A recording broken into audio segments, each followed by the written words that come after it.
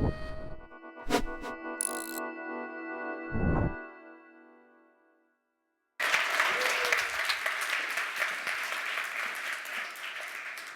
everybody. Today I'm going to talk about innovation. Innovation has become the mot du jour.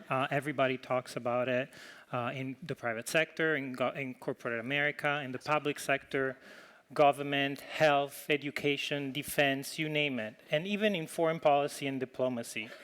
If you go to Google and you Google innovation, you get 110 million results. You get 6 times as many if you Google government innovation. But what does that mean? Why is innovation so popular on Google? Well, I think it's really hard to try even to define what innovation is, even harder to define what innovation is in government and foreign policy. So even before attempting a definition, I went back to Google for a couple of images to inspire my talk today. And actually what I found was this and this. Well, those are obviously like not representative of what innovation is at all. But if you actually dig deeper and deeper on Google Images, you find very vague and detached images of what really innovation is. And sometimes innovation is put there as part of a very vague process to achieve success. But again, it doesn't work really well in government, I guess. So what is innovation? Is it about technology? Is it about ideas? Well, I believe that in the digital era, when you think about innovation, technology plays a huge part. But technology is not needed sometimes to be innovative. What really is needed is an idea or multiple ideas, sometimes even simple, very innocent, but very powerful ideas. So let me actually take you back to 1988 and a very iconic movie, especially in the US, but in Europe too, with Melanie Griffith, Harrison Ford, Sigourney Weaver. It's a movie that won a couple of Golden Globes, even a Grammy for a song by Carly Simon, a couple of nominations at the Oscars. The movie is Working Girl. It's a pop iconic movie. It's all about climbing the corporate ladder. It's about a girl played by Melanie Griffith, who from being a secretary in a large investment bank gets her first management job in a large corporation. Well, towards the end of the movie, Melanie Griffith's soon-to-be new boss tells her a story that I believe really highlights the power of ideas. And the story goes like this. One day in the Lincoln Tunnel, if you're not familiar with New York, the Lincoln Tunnel is one of the main ways in and out New York City. Traffic comes to a halt, a stop. A large truck gets stuck into the entrance of the Lincoln Tunnel. It cannot move forward, it cannot move backward. Police is lost. The authorities have tried for hours and hours and hours to sort of like extract that huge truck from the tunnel so that traffic can go back to normal. Towards the end of the day, and with no success. Towards the end of the day, a boy sitting in a car with his mom, one of the many cars that got stuck in traffic because of the accident, goes to the police and tells them, well, why don't you remove the air from the tires? And there you go, like a very simple, but very innocent, but very powerful idea that saved the day and helped traffic move forward.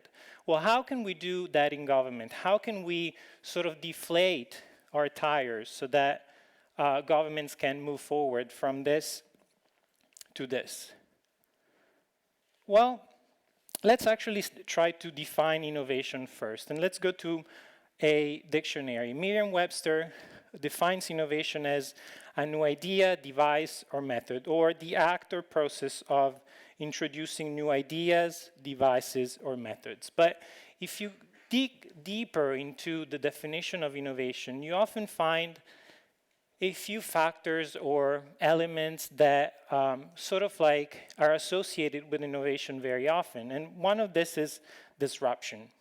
Being innovative means to be disruptive. It means to do things differently from before. It means to change institutions, to disrupt the system. It means to sort of reform the process so that it becomes a more innovative process and includes new idea into it. Innovators have the really hard and delicate task to nurture ideas and sort of put those ideas into practice, into new solutions to new problems, but often old problems that we are unable to manage. It's about thinking outside of the box, and sometimes for government officials it is a little bit more difficult to think outside of the box. It's about looking into the unknown, and again, for a government, looking into the unknown is not easy. A second element that comes to mind revolves around failures. Well, when you think about innovation as something disruptive that change the system, that change your own institution, then you might run the risk to run into failures. And often you run into failures multiple times, over and over and over again. Well, it's for the innovator, even for the government innovator, to learn from those failures, to understand why they happened, and to move forward. Well, if you then put together disruption and failures, then you understand why for a government it's a little bit more complicated to be innovative than for the private sector. It's when let's say the definition itself of innovation works against innovation itself, because governments cannot be disruptives, they cannot afford failures, or at least in theory. Well, those two negatives, the failures, the disruptions, can become positives. Let's say that government for years have been trying to nurture new ideas and put those ideas into practice and prioritize on new ideas. And they've been doing that by lately forming new partnerships. And those partnerships are with less traditional players, with non-state actors, with hackers like today, or like startups, like social entrepreneurs. It's what Anne-Marie Slaughters, who used to be at the State Department in Washington, calls the Lego world. All those pieces together that interact, that at the end build like something that can be beautiful. So when you think about disruption, when you think about failures, you also have to think about that those elements bring us to something very interesting. The result is very mind-changing at times. Let's think about, for instance, USAID and the iHub. If you don't know those two organizations, go Google them, because they actually changed. They're both based in Kenya, and they actually changed the way foreign policy deals with humanitarian aid and development and disaster relief, for instance. If you think about Google, Google has had an even bigger impact on foreign policy, how governments talk to each other, talk to their citizens. We had Carbuilt here on the stage before, and is actually a great example at the new generation of innovators that are not afraid of trying new things on Twitter, online, offline, elsewhere. So when you go back to failures and disruption, there's actually, I think, a third element that comes to mind. And I think sometimes we overthink what innovation is. We think too much about being innovative and not too much on what ideas really are. So we actually put innovation first and ideas second. Well, I think it's important to understand if innovation is really a process or it's really something that it's out there. Well, I think it's easier first to see what innovation is not. And economist Umar Haque puts it really well when he defines non-innovation, or what he calls innovation, innovation that fails to create authentic, meaningful value.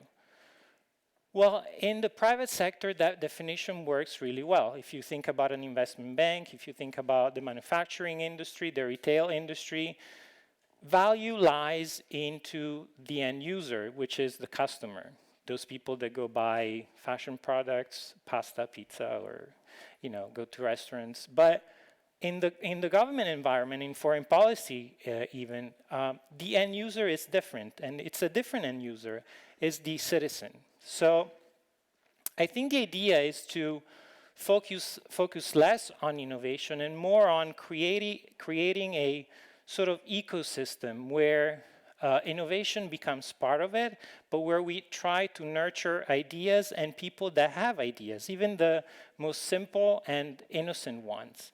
It all comes down to us, government officials and non-government officials, championing idea. And it all comes down to us becoming that little boy that by the Lincoln Tunnel on the movie Working Girl, at the end of the day, had one of the simplest of the ideas and, solve the day and, help police moving forward with the traffic and get back to normal. Thank you.